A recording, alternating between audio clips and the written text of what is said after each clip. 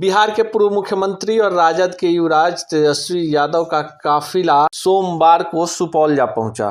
जिस तरह से तेजस्वी की सभाओं में भारी भीड़ जुट रही है, कहीं न कहीं भाजपा और जदयू के लिए खतरे की घंटी है।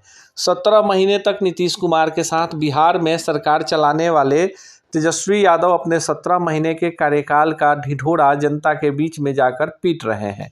तेजस्वी कह रहे हैं कि 17 महीनों में उन्होंने 4 लाख से ज़्यादा लोगों को सरकारी नौकरी दी, जो अपने आप में रिकॉर्ड है।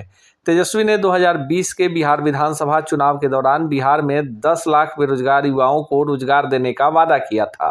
नीतीश कुमार के साथ जदयू, आरजेडी, कांग्रेस और वाम दलों की सरकार बनने के बाद तेजस्वी के पास कई सारे अहम विभाग थे। तेजस्वी ने बिहार के बेरोजगार युवाओं को रोजगार देने का मुद्दा पकड़ा और बिहार लोक सेवा आयोग से शिक्षकों की बहाली शुरू हुई, जिसके अंतर्गत 2 लाख से ज़्यादा सरकारी शिक्षकों को नियुक्ति पत्र बांटा जा चुका है। इसी को लेकर अब राजद बिहार में लोकसभा चुनाव 2024 और बिहार विधानसभा चुनाव 2025 की तैयारी में जुट गई है। तेजस्वी जानते हैं कि उनका मुकाबला नरेंद्र मोदी से है और ऐसे में उनके लिए बिहार में सब कुछ आसान नहीं होगा।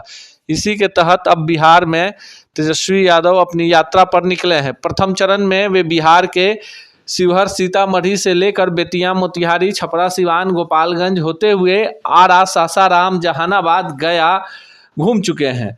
जिस तरह से हाजीपुर से लेकर समस्तीपुर तक उन्होंने एक लंबी सड़क यात्रा निकाली और उसमें लाखों की भीड़ उमड़ी, उससे जदयू भाजपा के होश उड़े हुए हैं। तेजस्वी के पास आधारगत मुस्लिम यादव वोट बैंक है, जो बिहार में कुल वोट का लगभग 30 से 32% हो जाता है। 36% बिहार में वोट अति पिछड़ा का है।